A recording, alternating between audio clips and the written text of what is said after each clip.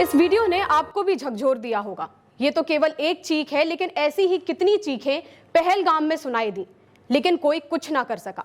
पहलगाम की खूबसूरत वादियों में सुकून के पल बिताने आए लोगों से आतंकियों ने उनका सब कुछ छीन लिया।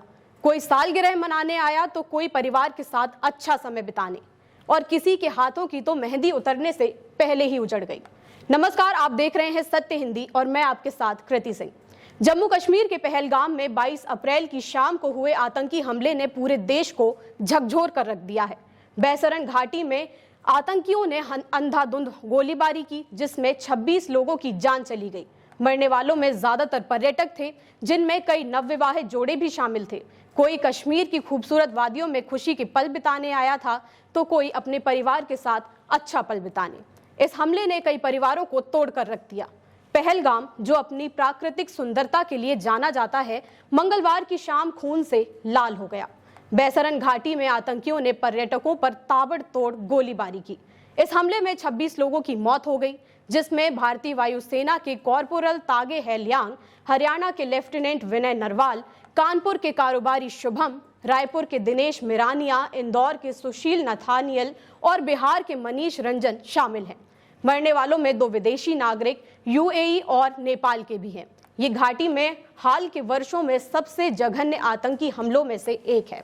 इस हमले की सबसे दर्दनाक कहानियां उन नवविवाहित जोड़ों की है जो हनीमून के लिए पहलगाम आए थे। हरियाणा के करनाल के लेफ्टिनेंट विनय नरवाल, जिनकी 7 दिन पहले ही हिमांशी नरवाल के साथ शादी हुई थी, उनको आतंकियों ने गोली मार दी।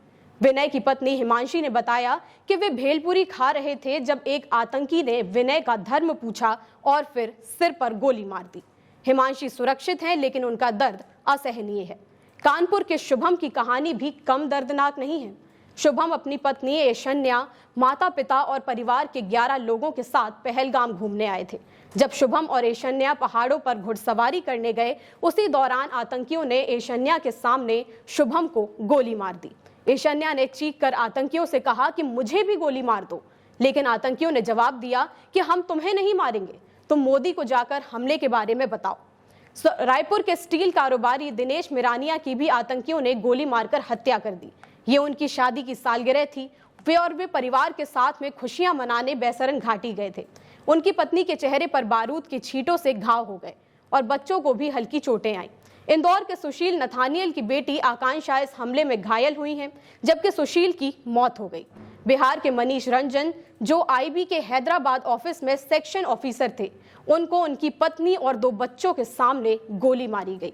भारतीय वायुसेना के कॉर्पोरल तागे हैलियांग, जो अरुणाचल प्रदेश के रहने वाले थे, अपनी पत्नी के साथ छुट्टियां मना रहे थे, लेकिन क्या पता था कि ये उनके जीवन के आखिरी पल होंगे, और जिन खुशियों को ढूंढते हुए वो पहलगाम आए हैं, यही घाटी उनसे उनकी खुशियां हमेशा के लिए छीन लेगी। आतंकी हमले में मारे गए लोगों की ये तो कुछ कहानियां थी। ऐसी कई चीखें और सिसकियां पहलगाम की घाटियों में गूंजती रहेंगी, जब तक आतंकियों को उनके किए की सजा न मिल जाए। सुरक्षा बल द्वारा आतंकियों की तलाश में बड़े पैमाने पर अभियान चलाए जा रहे हैं, लेकिन इस हमले में जिन्होंने अपनों को खो दिया, उनकी भरपाई कभी नहीं हो पाएगी। फिलहाल के लिए इतना ही। देश दुनिया की बड़ी खबरों के लिए आप देखते रहिए सत्य हिंदी।